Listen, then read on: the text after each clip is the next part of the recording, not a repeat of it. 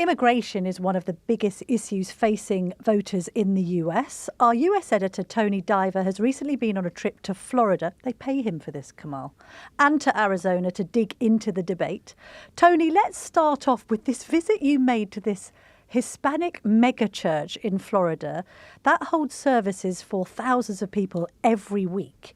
You've made a film about all this, and I've seen some of the footage, and it is very much evangelical, those sorts of scenes you expect to see in an American church, a sort of hallelujah. What was it actually like inside there, Tony? Well, it's got an amazing atmosphere, this place. It's actually more like a concert venue, I would say, than a church. I mean, it's a huge room with thousands and thousands of seats, a big stage at the front, all of this audio equipment up the top, lights coming down. As the pastor comes out on stage, there's sort of rapturous applause and people falling over. And it's got exactly what you would imagine, I would suppose, from an American megachurch. Nothing like the kind of Sunday church service we might see back at home. So, yeah, I mean, the whole thing has got this huge atmosphere, and the whole thing is then streamed online, and then hundreds of thousands of people all across South America watch these services every single week. And so the people who are preaching in this church in the Miami suburbs are basically becoming sort of internet celebrities at the same time on another continent. It's amazing to see the atmosphere there. Florida, always an interesting state, usually expected to be Democrat, but has become solidly Republican. Why do you think that is? Well, it's partly because of Latino voters, actually, Kamal, and that's why we wanted to go there. A quarter of the population in Florida is Latino, and there is a particular kind of Latino as well. A lot of them are Cuban, and so the population of Cubans in the US is heavily concentrated in Florida. So as you say, it was previously considered one of the great swing states. Everyone was always looking out for what Florida was going to do. Now it's not a swing state in this election. We're pretty sure that it's going to go Republican again. And of course, Ron DeSantis is the governor there. He's had a lot of electoral success. So the state has drifted red. And partly the reason for that is because of the change in opinions from Latino voters. And we wanted to go there and talk to them about it. Actually, slightly counterintuitively, one of the things Latinos most care about is migration. Like many other voters, they are concerned about people crossing the southern US border, coming to the US, claiming welfare, using health services, and all of those concerns that we hear about often from white voters. The interesting thing is that many people whose own families came to the US illegally now say that others shouldn't be able to do the same. The border should be closed, and that protecting America and its own soil is more important than helping people who, like them, want to come to the US from South America. Let's listen to a few of those megachurch goers about why they don't vote Democrat. It is true. A lot of Hispanic communities typically, for a long time, voted Democratic, right? But unfortunately, many of our Hispanic countries in Latin America are overcome by socialism and communism. My parents are from Cuba, and Cuba suffered socialism, is still currently in socialism. Abby's from Nicaragua that also suffers from communism and socialism. And so because of those fears, when they see something that's getting close to socialist rhetoric, they turn away from that. My parents came to this country in 1973 from Nicaragua, Central America. So back then, the American dream existed for immigrants, for natives, for everybody. But inflation is out of control. That American dream has evaporated. And the Democrats come in and spend money like a teenager with a new credit card. What's interesting about that, Tony and Kamal, is that there are echoes of it in the UK. I remember covering Brexit and travelling the length and breadth of the country. We had people who felt that immigration had become too easy in comparison to their own experience and that of their parents and grandparents. That was a problem. We then had interesting scenes. I remember interviewing a lot of Polish people who were worried about Romanians coming in and undercutting them. So this idea of immigrants automatically being left-wing because of the left's stance on immigration and being more pro-immigration has always been a misnomer. Immigrants are often economically insecure, and they are worried about the arrival of more immigrants. I was struck, Tony, by the fact as well that it was a political point, that lots of their home countries were communist or socialist, and they were worried about that coming across into America. Tony, you spoke to an immigration lawyer who helps asylum seekers, but also thinks there should be a moratorium on any new asylum claims, similar to our discussion about immigration. It seems odd that somebody who is actually involved in the asylum system does think that there should be a block on asylum seekers. Quite a radical view. Tell us a bit about her. Well, she was very interesting about, and especially in the context of the way we talk about migration in the UK, we spend a lot of time talking about lefty lawyers in the UK, and she's probably the most right-wing lawyer you could possibly come across. But she was working on helping asylum seekers come to the US. She said that when asylum seekers arrive, they're looking for legal counsel, they're looking for someone to represent them, they have to petition the government and request the right to stay, and she doesn't think they should be able to do that. So I said to her, well, why do you do it then? Why do you work for these people if you don't agree with them? And she said, well, I'm like a doctor. The doctor doesn't tell you to take drugs. The doctor doesn't think you should take drugs. But if you have an overdose, the doctor will help you. So she describes herself as this kind of doctor of immigration who doesn't like the problem that exists with lots of migrants coming over from the southern US, but when they get here, she then helps them and represents them. She was a very strong supporter of Donald Trump, and she said she spent time at Mar-a-Lago with the Trump family, with Eric and Don Jr. She's kind of within the outer reaches of the Trump circle, and she's just got this slightly bizarre perspective on whether or not people should be coming to the US. Let's have a listen to your discussion with her.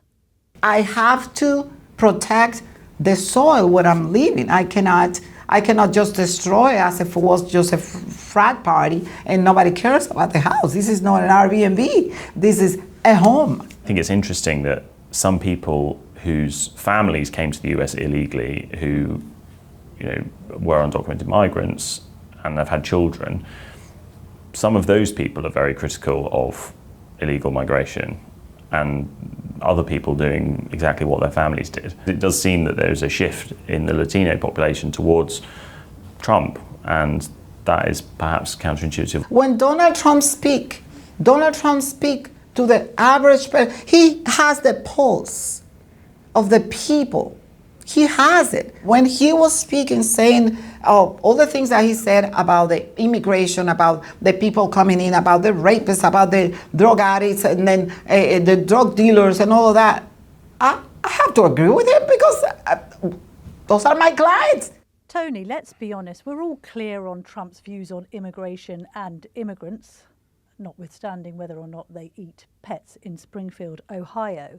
What's less clear, I think, is Kamala Harris's stance on immigration and indeed what people who might consider voting Democrat or indeed Republican think of her positioning in this entire debate. Well, yeah, I think it's a really interesting question, Camilla, and it comes up a lot on the campaign trail. And the reason for that is because there's a big change between what Kamala Harris said in her life about migration and what she's now saying when she's running in this election. When she was a senator in California, she was very supportive of more welfare benefits for undocumented migrants, giving people who've crossed into the US a path to citizenship. Now she's backing Joe Biden's border plan, which was put to Congress but failed to make it through earlier this year, which would basically beef up the existing system, make it harder to get into the US, increase the number of processing centres for asylum seekers so there isn't such a long backlog, put more border patrol on the border in the south, and spend a lot more federal money on dealing with it. So that's her policy position.